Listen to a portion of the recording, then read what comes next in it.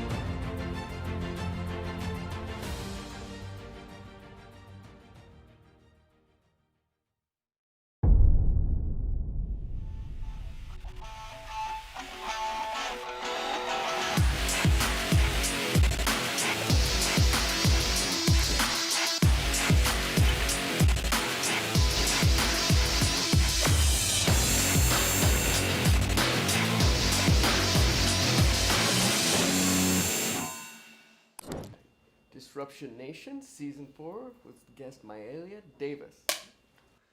What's up? Welcome back, Disruption Nation. I'm your host, Taylor Waithofer. We have Maelia Davis in the house, so very excited to have you. Welcome to Disruption Nation. Thank you for inviting me. I'm excited to be here. I'm pumped.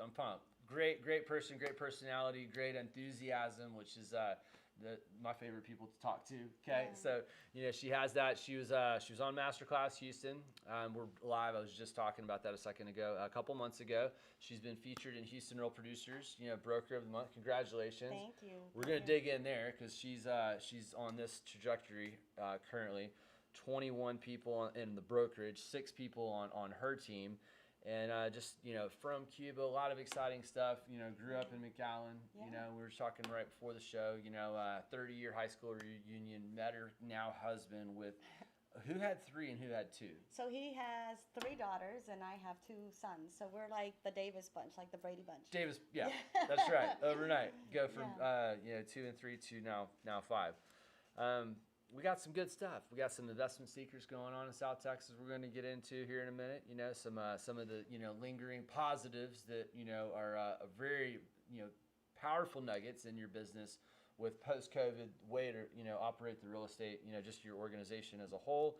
This is cool. Okay, so we have podcasts, YouTube channel, show Disruption Nation, favorite podcast app. Download it. But she ran the TV station in New York, Univision. Yeah, so I ran television stations on the West Coast, and eventually they transferred me over to New York, and I ran the network sales team for the Univision Network, Spanish TV. It was amazing. I had about a 25-year career with them. That's incredible. Pretty exciting. Yeah, that is very exciting. Yeah. What did you say a second ago about the soundbite? They make you come down and do some soundbite stuff, and you hated it or whatever? Yeah, when I was running the Los Angeles TV station KMEX, it was the #1 ranked TV station in the city, and it was Spanish, which is pretty big. And then every once in a while, they would need somebody, some soundbite or something. They'd call me up, hey, come downstairs, we need a soundbite. I'd be like, oh, I hate being in front of the camera, So this is, I'm happy because I'm here with you, and it's so comfortable, but I'm usually not really good in front of the camera. I find that so amusing now because watching her at Masterclass Houston, we did a story on her, but we hadn't met in person yet, so knew the content was going to be solid, but just killed it. Your composure, you're comfortable, you're good at what you do. I'm not surprised that you're a broker. So when was it? October. No, we started June 1st. 2020.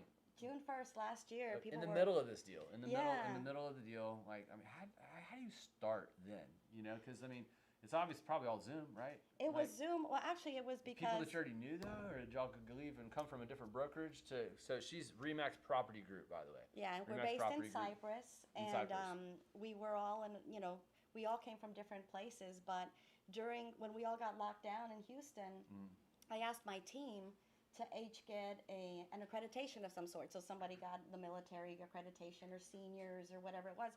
I decided to get my brokerage, my broker designation. I didn't, I never expected to open up my own brokerage, but, as COVID got more and more, serious, I just, at one point said, I had an office, I already had a great building, a great location. It was like the natural next step. So I started with my little team.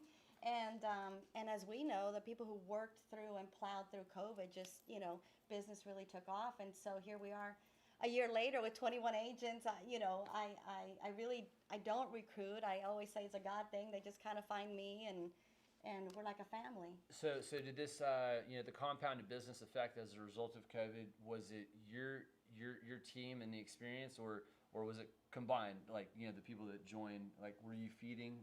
Were you able to feed your team so y'all were able to handle all the business coming? Absolutely. Is that kind of how it started and how you grew to 21 agents? Yeah. So I'm a listing specialist. Okay. I really don't handle buyers.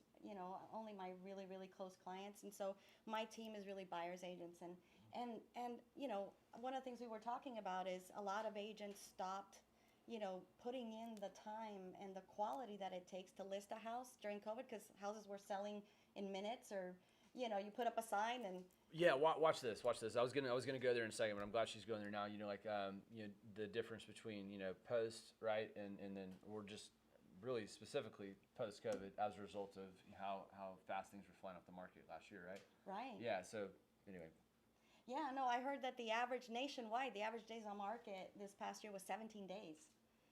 So a lot of agents. Never happened before. I know, that's crazy, right? Unless it's a $100,000, $200,000 house in a great neighborhood, Right. they would go in seconds. But Yeah. but this is the average for the nation, so that's crazy. So a lot of we really kept working very hard. Photography, staging. We deep clean houses. That we have a team that we deploy every time we list a house, and so that really helped us. We just got more and more listings, and during COVID, whoever had listings was king, because you got Always. a ton of buyers, Yep. right, from every listing, and so that really fed the brokerage. Everybody, rising tides raises all ships, or Yeah, something like that's that. right. That's it. Yep. So I really helped that I was a listing agent, I think, and got all my referrals just kept coming in, and that helped for the business to just thrive. That was awesome, and congratulations again. So check this out. Last year during pandemic, I love these success stories because this is a good one. So Remax Hall of Fame. It's $1 million commission. Not everybody gets to obviously with Remax. So kudos. Thank you. That's huge Thank during you. that year. So and then Yeah. going back to what you just said with the leads just kept coming in. So obviously the market got a lot hotter than anybody expected. But what are some of the things that you're doing in your business that that you credit driving all of the word of mouth and referral business that you are getting? I think, and I tell all the agents in my team is you can't stop working. People think real estate is like you put a sign on the yard and you're done. And that there's nothing better than a sign in the yard for advertising, right? But we really 100%. reach out to our clients. I send them hand